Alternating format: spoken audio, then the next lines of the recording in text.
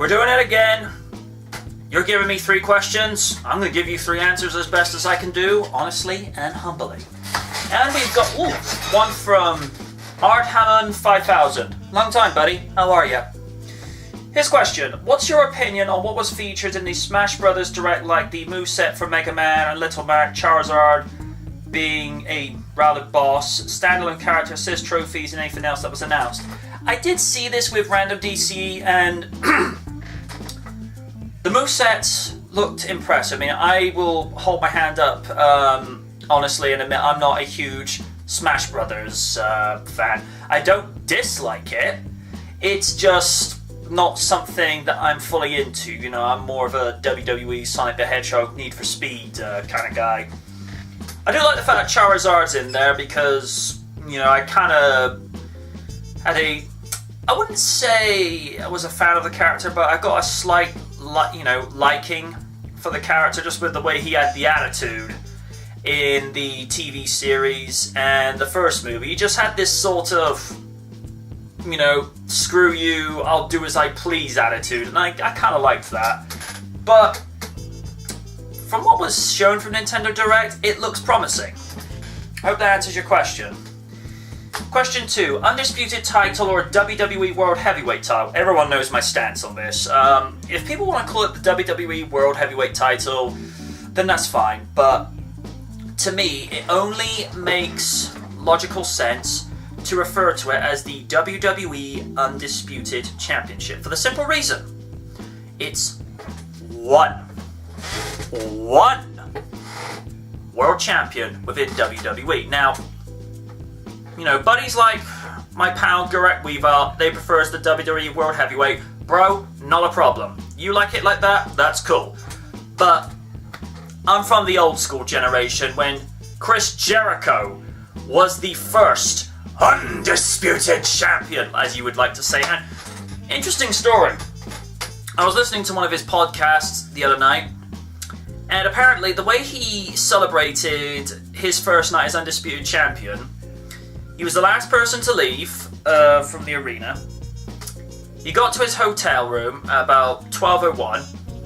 He wanted to know if the restaurant was open.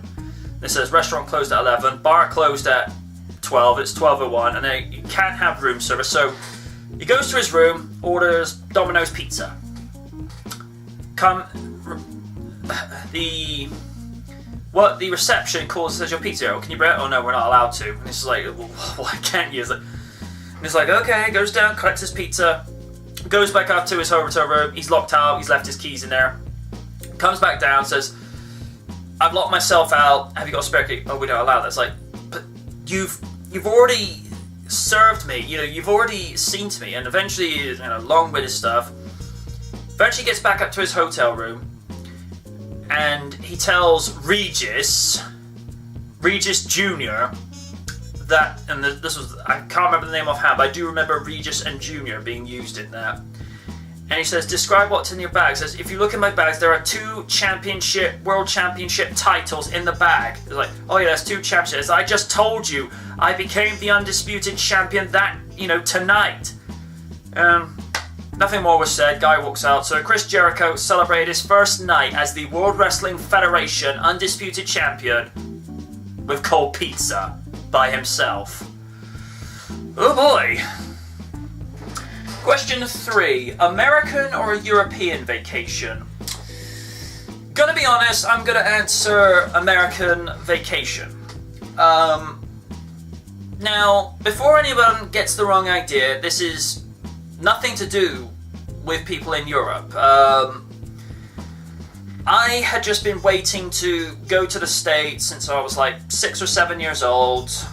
See things like Friends, like 2.5 Men, The Big Bang Theory, anything. I mean, there was always a thing with New York in the 80s and the early 90s.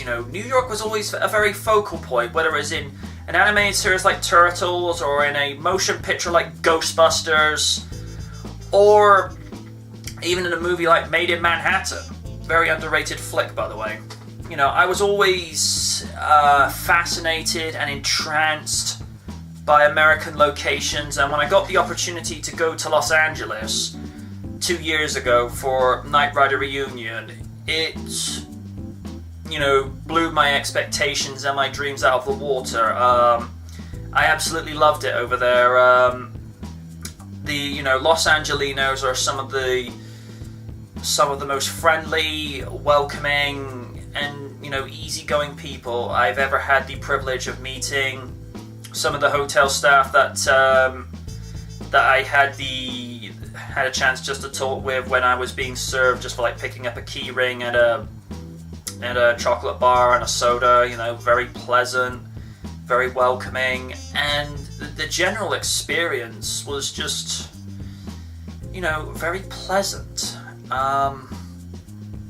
It's something you have to experience and feel for yourself. The last time I ever stepped out of the UK was in 2000 when I went to, I think it was Lanzarote. I think some of my relatives have been there before, and I genuinely had a good time out there. But I think it was the sense of, you know, I've done most European countries from Spain to Portugal to Greece and the Canary Islands. I remember going very vaguely to France in 1986, but, you know, it was such a haze, I don't really remember much, but I enjoyed what I remembered there. But it was always America, you know, and it's because I had, you know, friends over in America that I consider to be my extended family. It was just such a treat and, you know, so rewarding and fulfilling to be able to go to the United States. Thank you for your question. Well, that's another 3 done. Send another 3 to the social media links in the outro, or leave a question in the comment section below. This has been Ask the Knight.